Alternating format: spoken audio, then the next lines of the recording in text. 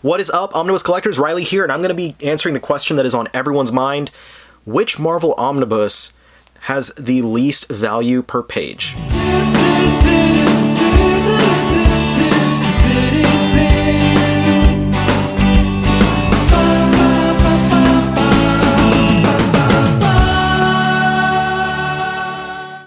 Alright, so like I said, we're talking about the page value, the price per page of every Marvel Omnibus.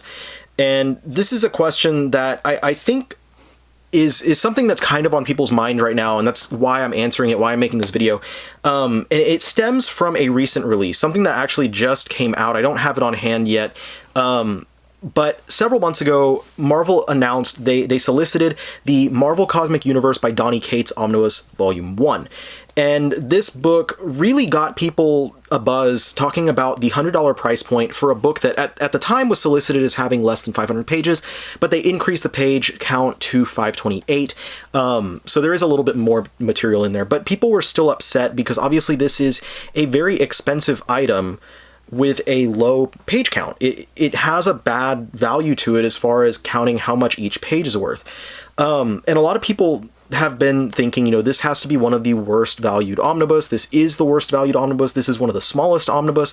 And I know there's a lot of people who are new to the omnibus collecting game, and that's awesome because right now is a fantastic time to get into it since there's so many awesome reprints happening of great books that have been out of print for quite a while. But with that, a lot of people are actually not aware of a lot of those smaller books that have been released in the past. I'm not going to talk about every single small book, every single tiny omnibus that's out there.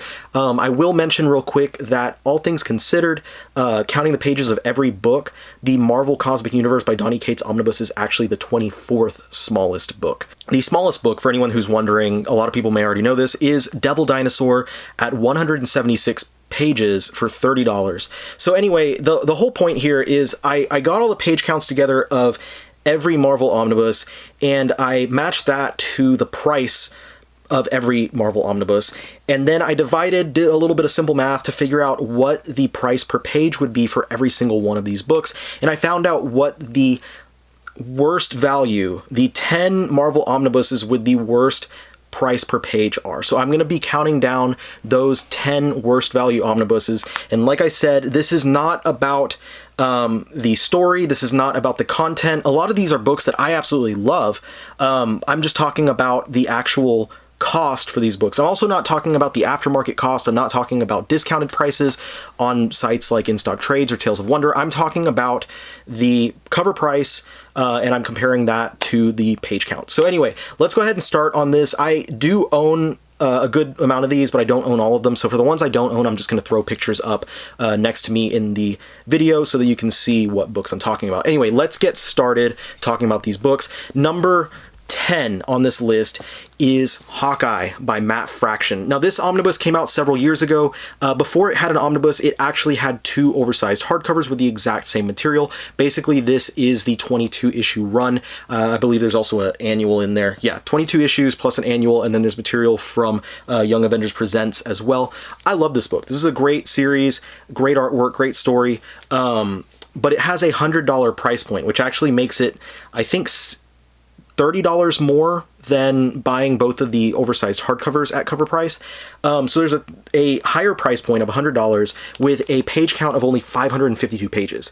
So that brings us to a price per page of 18.11 cents for the Hawkeye Omnibus. This is one that a lot of people skipped out on because of the fact that those oversized hardcovers were already out there. I was the dummy who went ahead and bought the Omnibus, but now I feel pretty good about it because it saves a little bit of space compared to the oversized hardcovers. I don't know. I like it. Call me dumb if you want.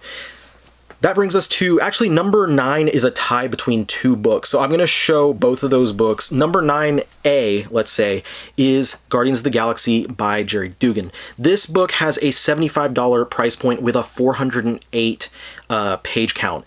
So that brings us to a 18.38 cents per page for this book. Now, I enjoyed this. I felt like when Jerry Dugan took over, it kind of took the Guardians and moved them away from what Bendis was doing and into something that more resembled what I was enjoying from the Guardians.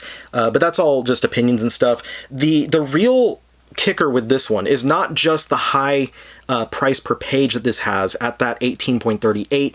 But what makes it bad for me is also the fact that this is basically just the first half of this story. In the second half of this story, you have to buy the Infinity Wars oversized hardcover to get what happens at the end. This ends on a cliffhanger before going into that event, which makes this one, honestly, I would say that this one has less, a worse value because of that than the other number 9. So number 9B, if you will, is Jason Aaron's Punisher Max Omnibus.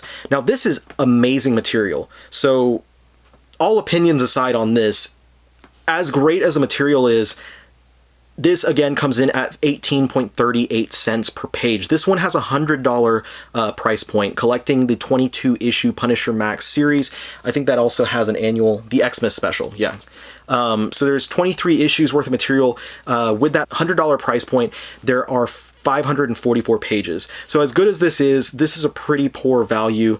And I think this one's been out of print for a while, so now that value is even higher.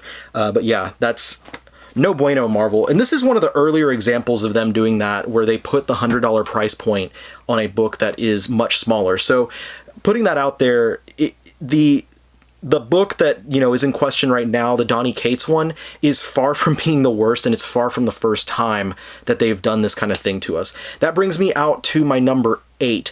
And this is one that I don't have, and that is Elektra by Frank Miller Omnibus. And this is the original print that we're talking about at $75. This had a 400 page count, so that brings it to 18.75 cents per page. Now this collects all of Frank Miller's Elektra stuff, and this was originally released back around the time that the Frank Miller Daredevil Omnibus and the Frank Miller Daredevil Omnibus Companion were released. So you get those two along with Elektra. You get all of Miller's work dealing with, you know, that little circle of characters. So a lot of great stuff from a lot of great artists as well in here. We get some Bill Sienkiewicz work in there. So this is a pretty good book, but it is one of the worst valued books as far as looking at page versus price. That brings us to number 7. This is another one that I do actually own, and that is Shang-Chi Master of Kung Fu Volume 2. So all of the Shang-Chi Master of Kung Fu books actually had a $125 price point, but this is the only one that was a poor enough value versus the page count, which was 664 pages, that it actually wound up on my list because it has a price per page of 18.82 cents. So that's pretty poor, but this is also one of the books on this list that I will argue is, there's a reason why it deserves to have that price point, that $125 price point. A lot of people already know this, but basically there's an issue with the rights to Shang-Chi and publishing this work, and Marvel had a short window of time that they would be able to publish this work. So a lot of work went into, because it's never been republished, it's never been reprinted before, a lot of work went into getting this artwork digitized, cleaning it up, and then reproducing it so that it would look as good as possible on these oversized pages. So because of all the work that went into producing this book, it did wind up giving this a greater price per page, which again, I'm not going to argue about it on this one because of all that work that has to go into it. And that's kind of the same reason why Masterworks have a higher price per page. I haven't done the math on that. I haven't looked at that because that's, God, 300 plus books to look at. And some of those have, like, there's a lot of them that have the $100 price point now with a pretty low amount of pages in there. So I'm sure that there's a lot of those that would actually be a worse price per page than the books that I'm talking about here. But that's because a lot of that artwork has not been refinished and digitized before. So all the work that goes into producing the content in those masterworks has to be, you know, added into, it has to be factored into the price that they put those books at. So that pushes us over to the star of the show. The Marvel Cosmic Universe by Donny Cates Omnibus actually comes out at number 6. So this is the one that everyone's abuzz about right now at $100 for 528 pages. It brings us to 18.93 cents per page. Now this one, obviously, it's Marvel just riding off of Donny Cates' coattails. They know that people are going to buy this book. The content's really great. I personally really love all the material in here. It does collect the Thanos Wins arc, the original Cosmic Ghost Rider miniseries. It also has the Silver Surfer Black miniseries, and it has the Death of the Inhumans miniseries, rounding this out at about 24 issues worth of material at that, like I said, 528 pages. in this book, but that 18.93 cents per page is pretty bad. It's not the worst, obviously. It comes out at number 6, but it is a pretty poor price per page. But another reason why a lot of people were upset about this one is because alongside the solicitation for this, they also solicited the Donny Cates Guardians of the Galaxy oversized hardcover, and most people looked at that and said it makes no sense for them to have that as 2 separate books. Now we have to pick up this book, which has a $100 price point, and then also pick up separately that Guardians book that has, what, like a $35, $40 price point? I haven't really looked at that. When they could have put it together into a book that would have made more sense for that $100 price point. But, you know, that's just the way that things go. And I'm sure that down the line, when he puts out more material related to his whole cosmic run of stuff that's going on at Marvel, then they'll have a second volume that will collect the Guardian stuff and all that. But even then, when that happens, we'll be sitting here looking at it thinking, well, why wouldn't they just combine both volumes into one, 1,200 page book or whatever the total count winds up being. Anyway, moving on to number 5, so we're in the top half of the list now, is the Eternals by Jack Kirby Omnibus. This is the original printing at $75. This had a whopping 392 pages. So this is one of the books that's actually far smaller. I don't remember how high on the list it is, but it is much smaller than the Donny Cates Omnibus. This brings it to a price per page of 19.13 cents, which is a pretty decent gap between the number 6 and the number 5 there. Now, of course, there is a new printing of Eternals, the Complete Eternals Saga Omnibus, which contains not just the Jack Kirby run, but a lot of the material that came after it, and that came out, I believe, a few weeks back. That one has a new price point of $125. I don't know offhand what the page count is, but I guarantee that the price point is a lot better per page than this Eternals book. And obviously they wanted to reprint this to offer it up, since the movie is meant to be coming out next year, I guess. I think it was supposed to come out this year. I don't really remember. Everything's jumbled up and the schedule is messed up right now as far as films go, but that's definitely why they put that out there, and they gave us something that has a much better value to it for the price that we're paying than what was put out years ago. Number 4, this is another one that I actually own. This is something that's been out of print for a while, so I wouldn't be surprised if we see this reprinted. And if we do see it reprinted, I also would not be surprised if they hike up the price. And that is the Marvel Superheroes Secret Wars Omnibus. Now, this book is the classic event. I love this event, personally. And that's why I had to have it on my shelf, even though I bought it back when it was already out of print, so I wound up paying close to cover. Actually, I think I traded something for it. But anyway, $100 cover price. This book has 496 pages, bringing it to a total price per page of 20.16 cents. So we've passed the 20-cent threshold here. This collects the entire 12-issue miniseries, which sees the first time that we go to Battle World. We see the Beyonder in this, and of course, the first appearance of Spider-Man's alien costume. This also collects issues 383 of Thor, She-Hulk from 2004, number 10, that's from the Dan Slott run, as well as What If numbers 4 and 114. So 16 issues worth of material. This one is thick compared to a lot of the other omnibus that are on this list, because this is one of the older printed omnibus. This does have much thicker pages than a lot of the newer stuff that we have, like that Jerry Dugan Guardians of the Galaxy Omnibus, for instance. That one has ridiculously thin paper. So yeah, that's why that one's a lot thicker. But speaking of thick paper stock making these books look deceptively large, our number 3 is actually a very recent release, and I'm surprised because I never did the math before. But now I'm kind of disappointed in myself for buying this book, even though I love this book. Don't get me wrong.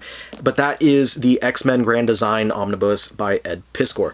This omnibus, it looks rather thick. This is definitely thicker than the stuff that I've been showing already.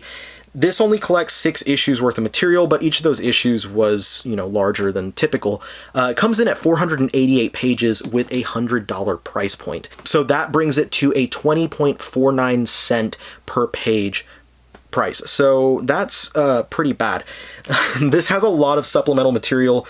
You can see this entire section of material is all just sketches and artwork by Piskor himself. The biggest disappointment for me in this book is that it doesn't include the glossary pages, the appendices from the original issues, because that shows all the work as far as what issues and what pages all the references are from that Piscator is giving in this book.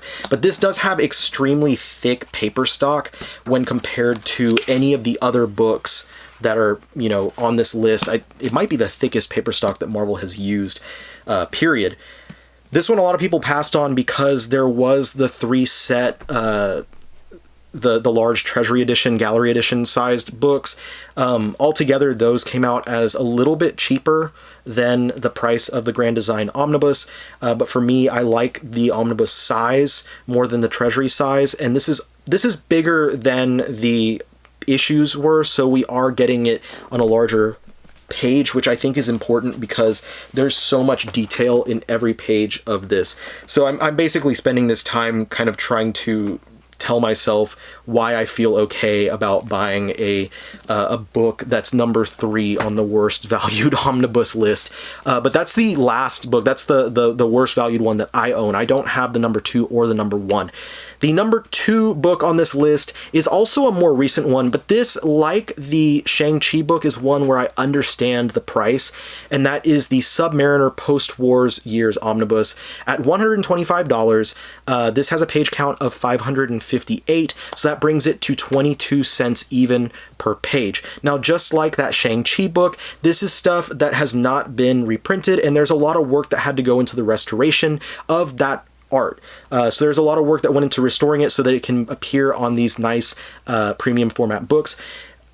But this one is also one of the cheaper of those Golden Years books. A lot of those Golden Year books actually have price points of $150. They're some of the first Marvel books to have a $150 price point as far as the omnibus line goes. So I think there's another Submariner one. There's another, you know, there's the Human Torch one, and there's one more Golden Age book, at least, that have that $150 price point. But I did the math, and all of those actually come out under the price for Hawkeye. So that's the number 2 on this list, and that brings us to the number 1, and this is funny enough because this book already appeared on this list, and that was Elektra by Frank Miller. But this is the reprint, because when Marvel reprinted this book, they tacked on a $25 price hike without changing the page count. So it's still a 400-page book, but now at $100 instead of $75. So now we go up to 25 cents per page for this book. So that is the worst priced book of all. It's the same content. This is great content. We have a lot of amazing story by Frank Miller, great artwork by Bill Sienkiewicz, a lot of great content in here, but at 400 pages, at 25 cents per page, I feel like you'd be better buying like a giant Gallery Edition volume instead of an omnibus for that price point. And with the fact that this is the reprint and they're using the thinner paper than the older one has, this is going to be basically an oversized hardcover. It's a very thin book. I don't have it in my collection, so I can't show it myself, but yeah. So that is the worst value book from Marvel. If you were wondering what the highest price per page was for any omnibus at Marvel, it is the Elektra reprint by Frank Miller. Anyway, so that's everything, and just in case you were wondering, the best value is Marvel's largest omnibus at 1,576 pages and a price point of just $125. Coming in at 7.93 cents per page, we have the War of Realms Omnibus, which is a much more recent release. So that is the best value omnibus. I hope this was a fun video. I hope this is fun to go through this list of pricey books and stuff. If you enjoyed it, please go ahead and hit that subscribe button if you haven't already subscribed, and hit that like. Give me a comment down below. How many of these books do you actually own? How many of these disproportionately priced volumes do you have in your collection? And are you happy with them, or do you feel like these should have had lower price points? Let me know in the comments down below. I'll see you guys in the next one. Thank you so much for watching the video. Peace out.